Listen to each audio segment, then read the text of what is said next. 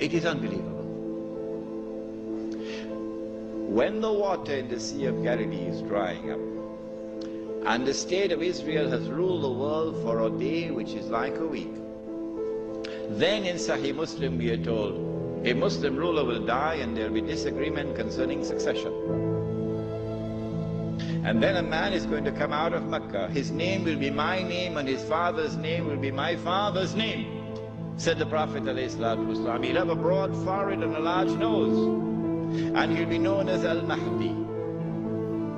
And he'd hurry from Medina to Mecca.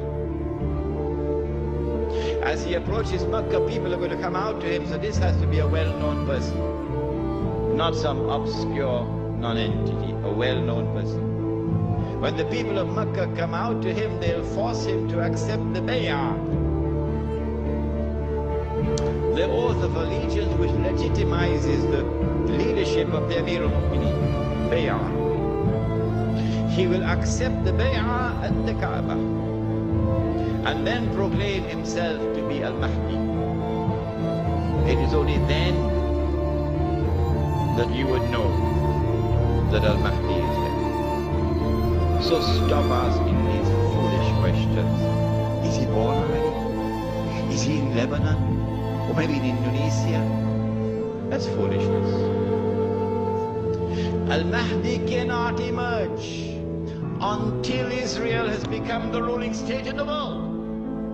Al-Mahdi cannot emerge until Dajjal has completed his mission. Al-Mahdi cannot emerge until the state of Israel has ruled the world for a day which is like a week. Al-Mahdi cannot emerge until the water has dried in the Sea of Galilee. So stop these foolish questions. He proclaims himself to be the Mahdi. There are going to be eclipses of the sun and the moon that month. But there have been eclipses of the sun and the moon in the past.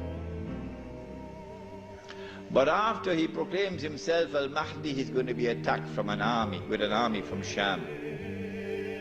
That army comes down to the south, and armies are under the control of governments. And when that army is between Medina and Mecca going down south, the earth is going to open and swallow that army. That is the sign of all signs. Beyond a shadow of a doubt, validating the claim of this man that he is the Mahdi. But Mecca has never been a Shia city. Never. And Mecca will not be a Shia city at that time. And Mecca will not come out to give allegiance to a Shia. And so you have to be living on the moon to believe that the Mahdi is going to be Shia. We do not say this to embarrass the Shia, or to be uncharitable to them, or to hurt their feelings in any way. This is just factual analysis. When the earth opens and swallows that army, then on that day, those from the world of the Shia who accept him as the Mahdi and follow him are our brothers in faith. And shoulder to shoulder we'll fight to liberate the Holy Land. But those from the Shia, and we anticipate that there will be those who will now reject him as the Mahdi because he is not Shia. You are not our brothers in faith. And you will not fight with us shoulder to shoulder to liberate the Holy Land. When the army is swallowed, then the Mahdi is going to be attacked by another army, and this is now an army of the Quraysh, an army of the Kalb. And remember that armies are under the control of governments. The Mahdi will defeat this army, and when an army is defeated, that is the end of Saudi Arabia. Goodbye. Now Darul Islam is restored. Yeah, this is Islam, not that. And let it be clear that there are so many Salafi Muslims in Saudi Arabia, in prison, because they too are struggling for the same thing that I'm struggling, to liberate that land. When the Sea of Galilee dries up, that is the time when Israel will no longer rule the world. I love this hadith. Guess what? And the Jews? They can watch the Sea of Galilee going down and drying up. And they can realize that the moment is coming. Ya Muslim, هذا يهودي ورائي فتعال فاقتل. That moment is approaching as the water is drying up. I love this hadith. When Israel wages a big war, in order for her to become the ruling state in the world, she'd have to seize the oil.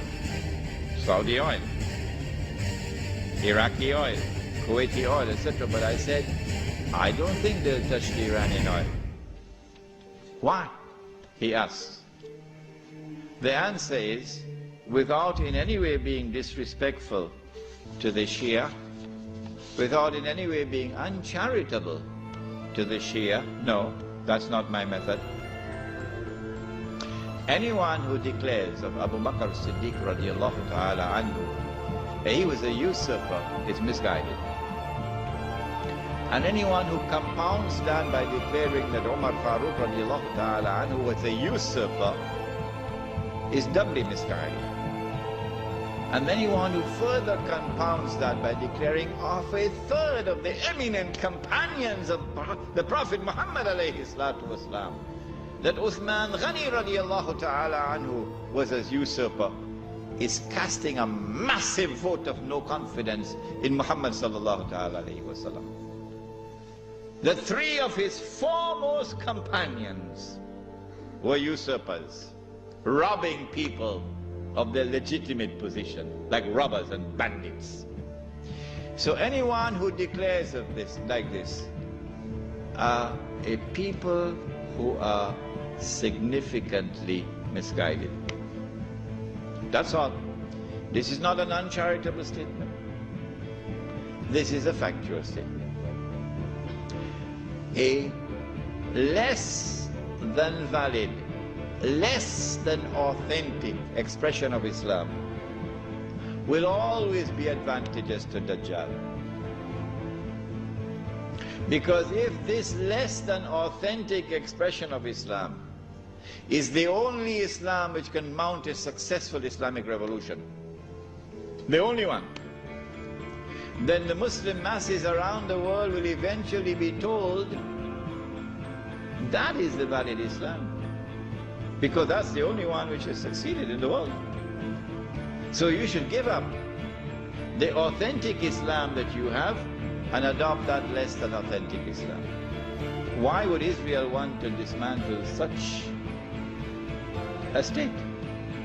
No, it will not be in the interest of Israel to attack and seize the Iranian oil.